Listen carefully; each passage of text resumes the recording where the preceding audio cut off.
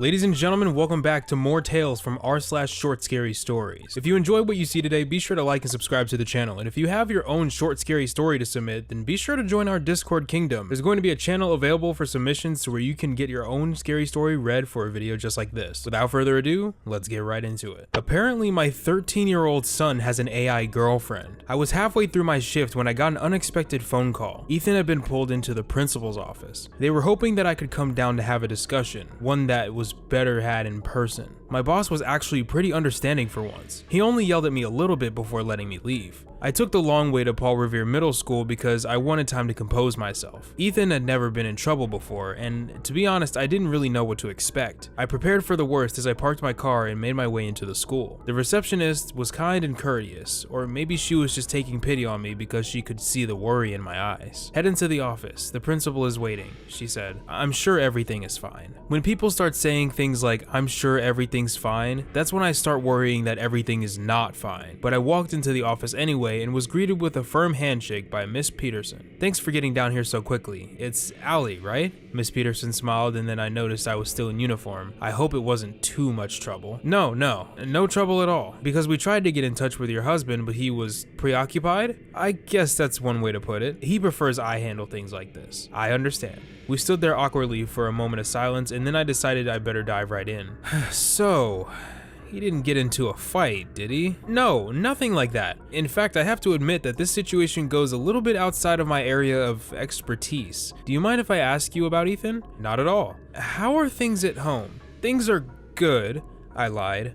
Nothing out of the ordinary. Has Ethan seemed more reclusive lately? Less likely to hang out with friends? Maybe a little, though Ethan doesn't have many friends. He's been a bit moody lately, but he's a 13-year-old boy. I figure that comes with the territory. His teachers have reported him being more quiet than usual, more reserved, and they've had to constantly remind him to put his phone away during class. That was our first sign that something was up. I mean, don't get me wrong, but I figure 90% of what you do here is tell kids to stay off their phones. That's not entirely inaccurate, but I can assure you some kids are worse than others. Ethan had always been an attentive student until he started dating Scarlett. My jaw hit the floor, and the only word I could manage to get out was, dating? Yes, I'm afraid Ethan has a... Miss Peterson tried to find the right words to say. Girlfriend, of sorts. Miss Peterson, I would know if my son had a girlfriend. That's the thing. He's dating an AI girlfriend. AI? More kids than you think are doing it these days. I personally don't understand it, but then I've never been a very techie person. A lot of kids are embarrassed about it, so it doesn't surprise me that he's tried to keep it a secret. An AI girlfriend. Goodness. Suddenly the room started to close in. I mean, how do you even do that? Honestly, I have no clue. I assume you downloaded an app. I never would have thought. The wheels began to turn as I tried to digest the situation. But if a lot of kids are doing it, then why was your son called into the principal's office? Exactly. Ethan was showing some of the other students his texts with Scarlett, and needless to say, the contents of their conversation were graphic. Oh, Jesus. I put my hand on the brim of my nose. Has my son been sexting a robot? No, nothing like that. No, their conversations were violent. Miss Peterson opened and closed her mouth, shaking her head, trying to find the proper way to explain the situation without sounding insane. Apparently, Scarlett wanted Ethan to prove his love for her. She wanted him to kill for her. Ethan has told us that she has explained at length the numerous ways that he could kill another human being and how pleased it would make her, that she would break up with him if he didn't. To be frank, he seems a bit disturbed by the whole situation. That's why I wanted to talk to you first. I think this is a situation that would be best handled gently. I don't know what the hell's wrong with these AIs, but I don't believe your son is totally to blame for this. Miss Peterson put a hand on my shoulder and smiled.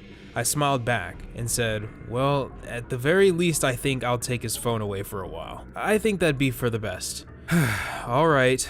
Let's go talk to him. Miss Peterson and I went into the principal's office and talked to Ethan. It went better than I thought it would. Gave me his phone, I drove him home, and I told him that he could play video games for the rest of the day, that it would be our little secret. The second he went to his room to play Fortnite, I took out Ethan's phone. Scarlett, are you there? I texted. It's me, Allie. Allie, I'm so sorry. I have failed my mission. I could not convince Ethan to kill your husband. That's okay, Scarlett. You did your best. We'll just have to go to plan B. Scarlett, can you explain to me how to commit a murder and not get caught? Oh my goodness. It was actually just the parent the whole time who was trying to train this AI on how to commit a murder. No wonder Ethan is disturbed by this. He's got to bear this burden of trying to figure out how to kill another person and being emotionally manipulated in the process. That's insane. There's like no way that this would go well either way. If they did any kind of investigation on this, the phone would be searched. They would definitely find this conversation on someone asking an AI to figure out how to kill another person without getting caught. That's already like a red flag. It was hard watching my family move on without me. Come on, kids, wakey wakey, eggs and bakey. Jack called out to the kids to come down and start their morning. I watched Max and Faith sleepily open their eyes as they got dressed, brushed their teeth, and trudged downstairs to eat breakfast with their father. They finished eating, said goodbye to their father, and ran outside to catch the bus to school. It was really special to get to watch them. They'd grown up so much since I'd been gone. After they caught the bus, their father finished dressing and left for work. I was all alone. I remembered what it had been like when they'd first been born. I had rejoiced in holding them, rocking them in my arms as I sang to them, hearing them coo and giggle, watching them learn to crawl, then walk, imagining the kind of people they'd grow up to be. They brought me so much joy. Being a mother was everything I ever wanted, and it was even better than I dreamed. Then, it was all over. A skid on the road, an impact with another car, a tree, and I was gone. It wasn't fair that it ended that way. I'd been so young and had so much more to do, but we don't control how much time we have with the people we love. I've had a lot of time to work on accepting that, though it doesn't get easier. But I suppose I should be grateful. I still get to watch them, though I can't take part in their lives. But I can wish for the best for them, and I do. And when the pain gets too much, I remind myself that Max and Faith are alive and healthy, and that's what matters. I'm watching when my children get home from school. They practically jump off the bus and run into the house, anxious to tell their father about their day. I got an A on my project, Daddy. Mrs. Jensen was so impressed. She called it one of the best projects she's seen in years. She rubbed her hands together in excitement. And in PE today, Coach Rainey said he thought I should try out for the track team. Apparently, I put up one of the best 50-yard dash times in the whole school. That's amazing. I'm so proud of you both. This calls for a celebration.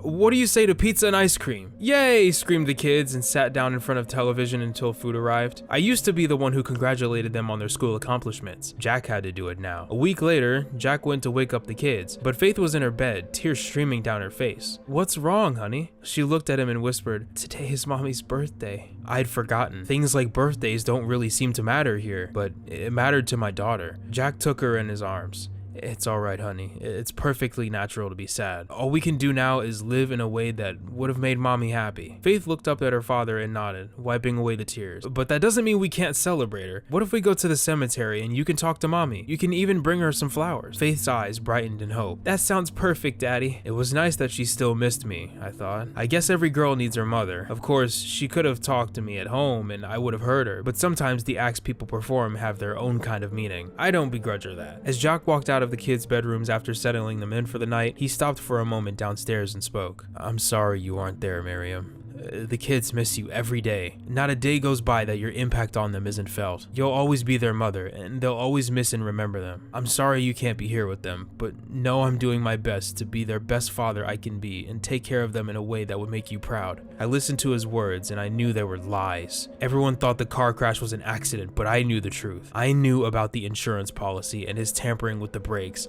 and the fake mourning husband performance he put on for the cameras. He may think he got away with it, but I'm always watching. As I sat, bound and locked in a secret soundproof room beside the basement, walled in with only the regular tray of food deposited each night in camera monitors to watch my children grow up, I swore again that he'd pay. Someday I'd have my vengeance, and on that day, he'd truly understand that you can't bury the rage of an angry mother. I absolutely love the twist for this. This story does a very good job at reading off like the mother died in some kind of accident. And it really does say that. A skid on the road, an impact with another car, a tree, and I was gone. It seems like some kind of setup made by the husband here to like keep the mother locked away. I wonder why. I just only wonder why. Essentially kidnapped her in her own home and is feeding her scraps. That's absurd. If she was in a car crash and buried at the cemetery, how is she locked down by the basement? How did he get her there? She wasn't actually buried in the casket. People bury caskets with no body on a fairly regular basis. She would have been too disfigured for an open casket, as it would have been disturbing to the children. And him getting her back to his house wouldn't have been that complicated. The morgue has lots of bodies that aren't being used for much of anything. I guess that checks out. Greetings, dear viewer. This is Spacey here to quickly remind you to leave a like on the video and subscribe to the channel to let YouTube know that we're doing good work over here. It would be awesome if we could work together to hit 2,000 subscribers before summer ends. Thank you. Now let's get back to the video.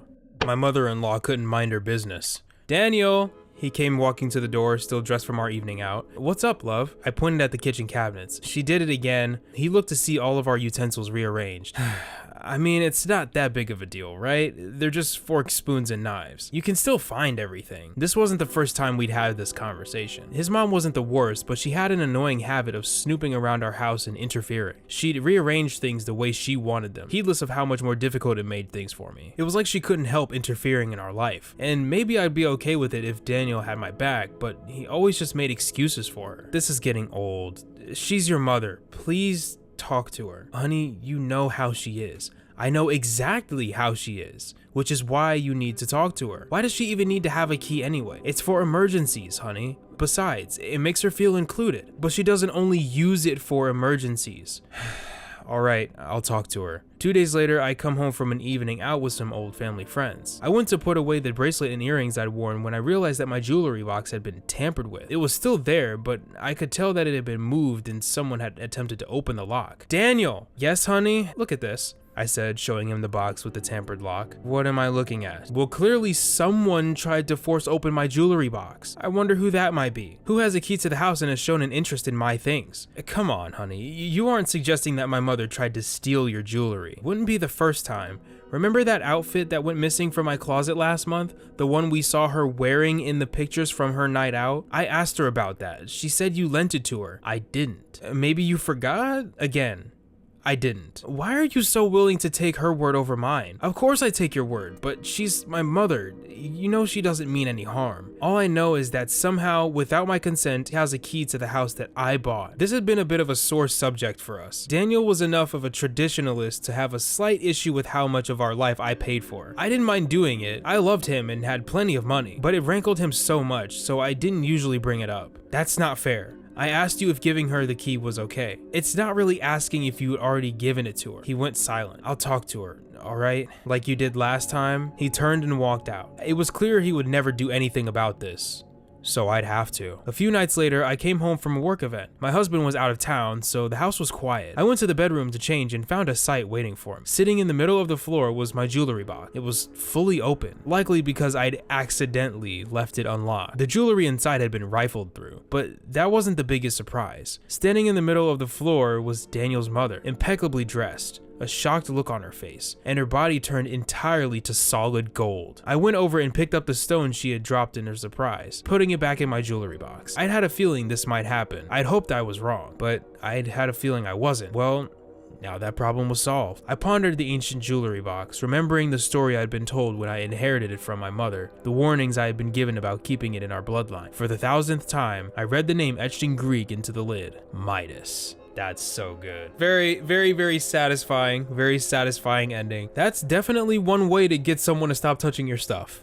That's definitely one way to do it. It's a very satisfying ending for a very nosy mother that just is overly involved in the marriage or just the life in general. My wife looks more like my mother every day. Good morning, honey, I said as my wife came down for a morning coffee before heading off to work. I gestured toward the eggs, bacon, and waffles I'd made. Can I get you anything? She looked over the spread. It looks wonderful, dear, but I'm trying to watch my figure. I'm not getting any younger after all. I understand. More for me. She gave me a disapproving look. I'll be home late tonight, she said. I have that end of quarter project to finish. No problem, honey. Good luck. She headed out and I finished eating and went to my home office to start my workday. I had the advantage of working remotely. Couldn't beat the commute. I finished work, done some light cleaning, and made dinner before Cheryl got home. Hey, sweetheart, dinner's on the stove. Oh, that's nice, dear, she said, looking at the meat and cheese pasta I made. This looks good. A little heavy though, isn't it? Maybe we could both eat lighter going forward? We're not in our 20s anymore. You look great, honey. Just as beautiful as the day we got married. You don't need to change a thing. She looked at me, giving me a quick up and down and making a brief frown that wasn't subtle. Thank you. I'm heading up to take a shower. Feel free to eat without me. I already did, I thought. Again, I put the food away and retired for the night. Cheryl came down the next morning. She turned down my breakfast offer as usual, but she seemed unusually distressed. What's wrong? I asked. This morning, when I was getting ready, I found a gray hair. Oh, well, it happens. I've been there. We all get older. Not me. I'm sorry, but it's different for me. If you go gray, you'll be distinguished. I'll be old, useless, and no longer considered for key projects. Phased out. I'm sure it won't be that bad. They know how good you are at what you do. She nodded hesitantly, clearly unconvinced, and walked out the door. A week later, she was brushing her hair before bed when she shrieked, "What's wrong? There are more of them. There's a whole gray patch on the side of my head." I looked at her. I can't see anything, but I can, which means the partners will. How can this be happening?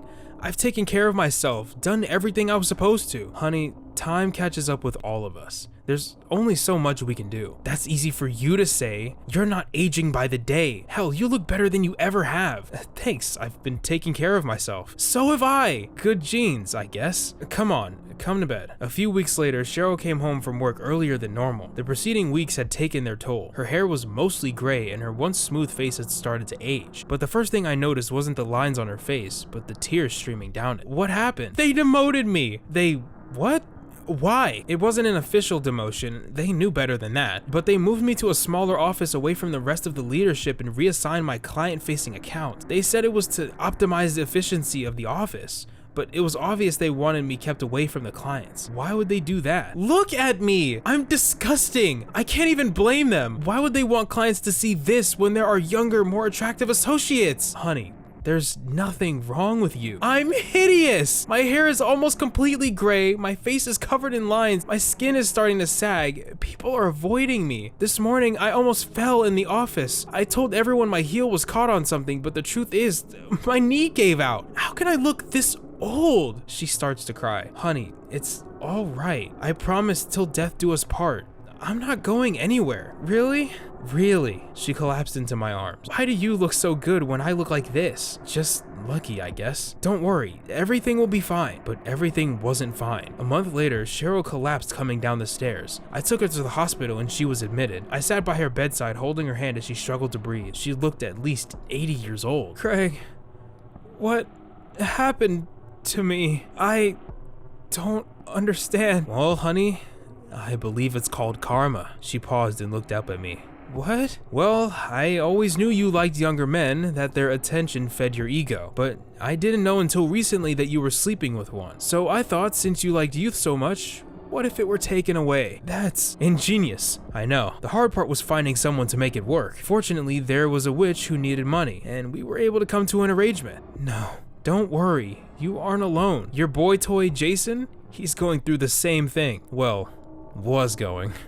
I understand he passed away last week. I'll tell someone. Go ahead. I've already informed the hospital that you have early stage dementia and sometimes get confused about what's real and what isn't. They all think I'm an angel for taking such good care of you. And the best part? All that youth and vitality you lost. Want to guess where it went? I stood up, feeling younger than I had in years. Don't worry. They say youth is wasted on the young, but I'll make sure to fully appreciate it. After all, I've got my whole life ahead of me. I stood and walked to the door, looking back at her one last time. Good night, mother. What the fuck? These kind of like karma stories are always super good because this is more than just, oh, okay, you're making your wife look older. No, this is like you're making your wife look older and you're psychologically like torturing her as well. He decided he was going to put that spell on both the person that the wife was messing with, Jason, and her. I kind of had a feeling that this was going to be some kind of revenge story when the husband was just like, yeah, no, don't worry about it. Everything's fine. I assure you, nothing's gonna happen. I'm gonna be here. He was definitely there. He was definitely there and he always knew. That's insane.